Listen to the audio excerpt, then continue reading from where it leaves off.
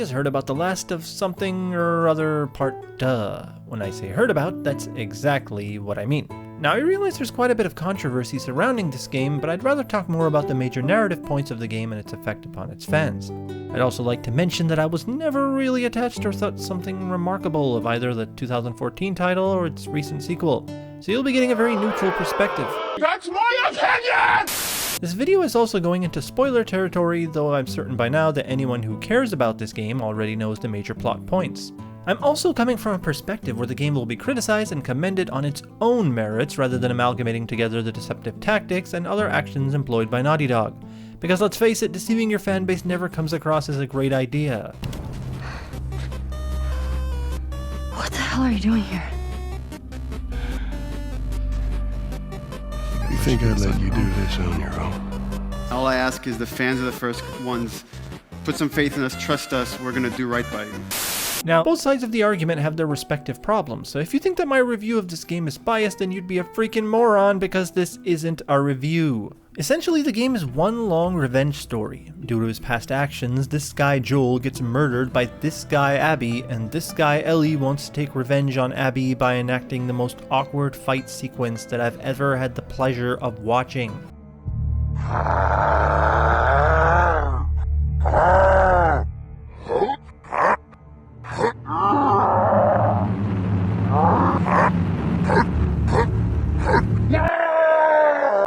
Regardless of how you interpret this game's story, we can all agree that the two largest points of contention are the fanbase had a massive reaction to what was the so-called disrespect of Joel's death, and the so-called unfulfilled revenge climax, the former of which only happened because said character was previously acting completely out of character.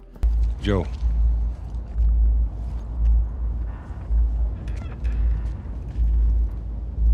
Y'all act like you heard of us or something. I personally don't see any weight in this argument because this game takes place years after the first, so naturally people can change in such a span. Though I have to digress to some degree since we never actually see any of that change outside of some flashbacks. All I can say for certain is that circumstances happen due to convenience, which is how most plots kick off a character's journey. One of the biggest points that no one seems to bring up is that Abby kills Joel, then lets Ellie live so that this game can happen? Why? They don't capture her or enslave her or handicap her or anything that would prevent her from being a thorn in their side. I mean, would you constantly want to be looking over your shoulder for the rest of your life? You killed my friends. We let you both live. And you wasted it! Part of me wonders if they wrote the specifics for this scene then built the rest of the story around it. It doesn't help that most reviewers point out that the plot itself is a revenge is bad philosophical journey. But all I can say for certain is that this idea is nothing groundbreaking in narrative tales, so more likely than not the main issue here is that the execution was all wrong. Personally, I can see problems on both ends of the spectrum of angry players. I don't know how Team Joel can justify giving this game a 0 out of 10. Gameplay has been polished and refined, and the graphics are amazing. Even when it comes to the story, elements such as PTSD, inner turmoil due to one's personal conflicting moral values, and the scenes that play with them can make you feel somewhat sympathetic to these people. And it's refreshing to see a perspective other than Joel's and Ellie's, because this is a world with mostly survivors, not heroes. On the other hand, the 10 out of 10 crowd points out that people are bigoted and homophobic. Now I want to talk about something that seems to be a problem in a so-called free society. What is up with calling anyone who doesn't share the opinion that homosexuality is progressive as homophobic? Are people not allowed to have opinions anymore? I would understand if homosexuals were being attacked and oppressed, but this is simply not the case.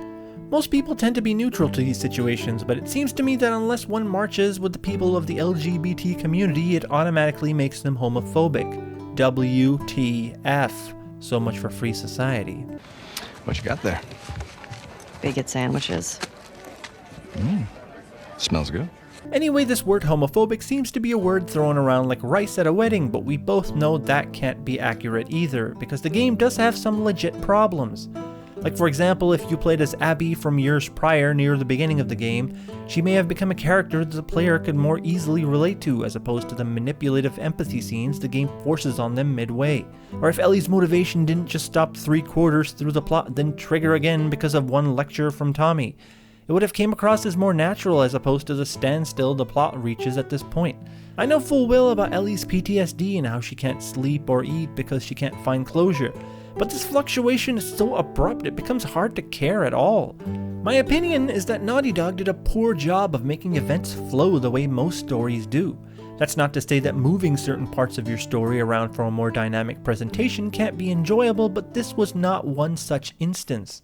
I mean, if your excuse is that everyone is in a tense emotional state, be it PTSD or something else, and they needed respite, then why didn't any of these people become psychopaths or commit suicide due to sheer psychological stress? Why didn't anyone go insane? All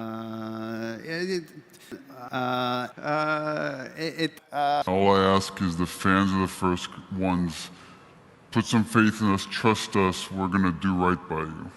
The whole story of the first Last of Us at its core is an antithesis between beliefs and survival.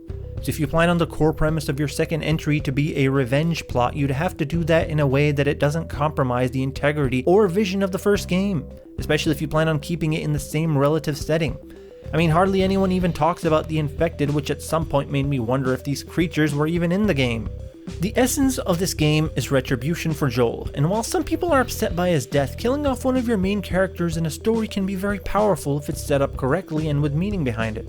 Now, Joel wasn't exactly a morally outstanding citizen of civilization, but because players connected with him throughout his journey in the first game, I can see why people are angry. These same people hate how Abby was spared, meaning revenge was a dish that wasn't served. I believe this game is about closure of our two main leads. Both suffer from a shock of losing a father, even though Ellie's situation is a little worse because she witnessed the incident in real time. Justice and forgiveness are the axiom in which closure can be found, and since society in this world focuses more on survival, forgiveness seems to be the better option. And neither of these characters bother to forgive each other for the actions they took against one another. If the entire game focused on the aspect of forgiveness and contrasted it with situations where survival was key, it would not only have retained the theme of the first game, but built upon that foundation, making this game a better sequel.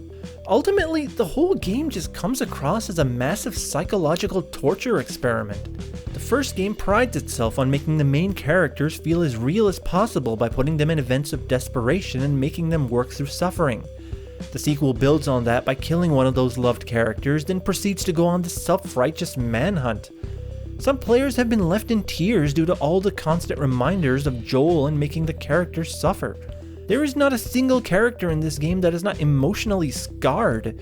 Even the ending is devoid of any happiness. The whole premise is completely screwed up. When did games go from fun and enjoyable to abominations of torture? Anyway, whomever's giving this game a 10 out of 10 or a 0 out of 10 clearly loves the first game through their own ideological lens, but fails to recognize that storytelling elements are certainly present, and the game itself is decent, albeit more on the violent side. As a person who makes mediocre everything wrong with videos for video games because, like a great number of YouTubers, I am lazy, I can see that the game clearly does not deserve either score. It is a decent game, nothing too horrible nor anything spectacular.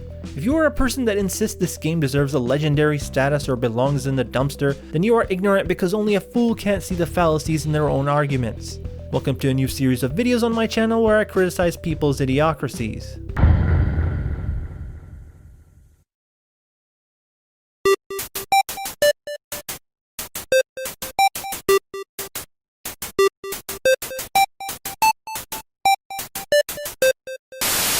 Jesus Christ, Joel. What do you do?